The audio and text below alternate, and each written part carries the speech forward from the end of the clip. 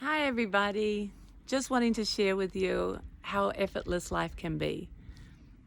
If you just rest in this moment and practice watching your mind, you realize that your thoughts are actually what's causing your stress and your anxiety and perhaps all your problems, which is really, really, really fascinating to see because is that actually true? Is it really my mind that's creating all the stress in my life?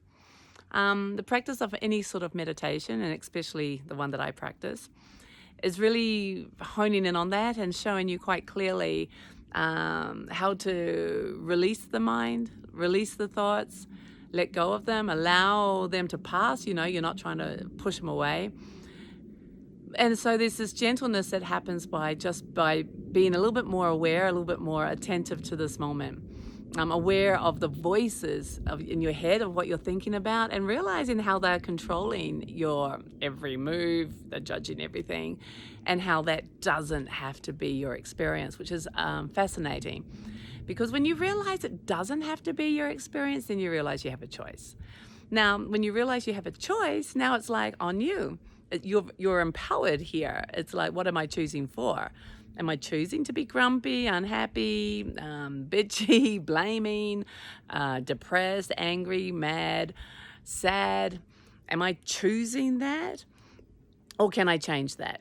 Now, most people can hardly even own the fact that they are choosing to feel those emotions or be wrapped up in those emotions.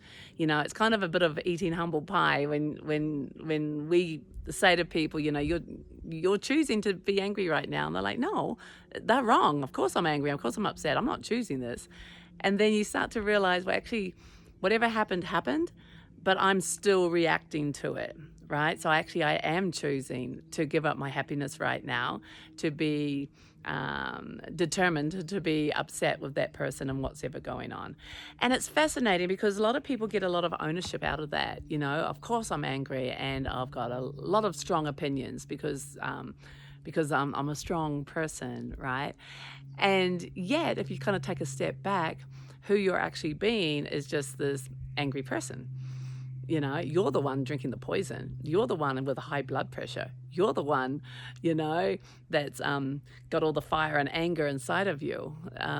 It's actually not about anyone else anymore. It's now about you. So like I said, it's a bit humbling to actually go, what? It's about me. But also that means that it's your power to change. You have that choice. You have that power.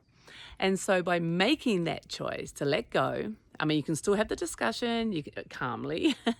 You can still tell people what you see or whatever, But between now and then, when that actually happens, you don't have to be hurting yourself because you're swimming in unhappiness, right? So between now and that conversation, you can actually be blissed out and happy and enjoying life because the other person probably is too.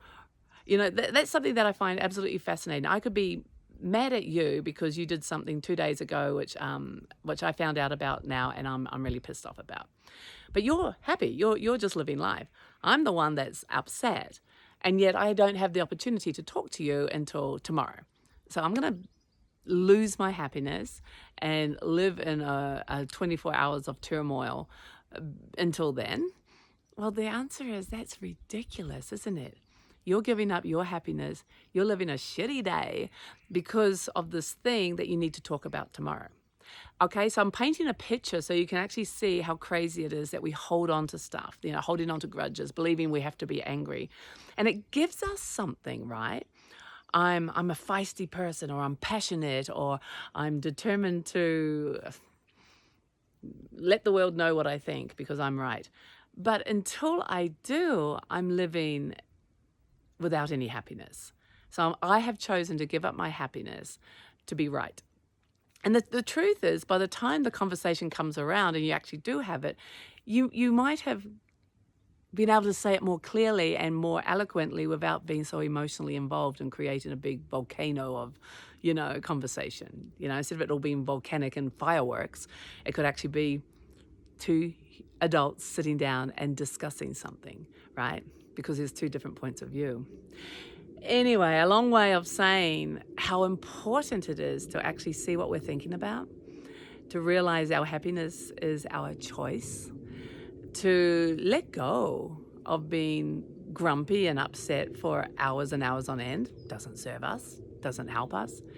And yeah, you have the power to do that. You have the power of choice. Pretty amazing. I had no idea about that until I learned to meditate, and I became so aware of the voices in my head, what I think about, and how I can change that. Amazing.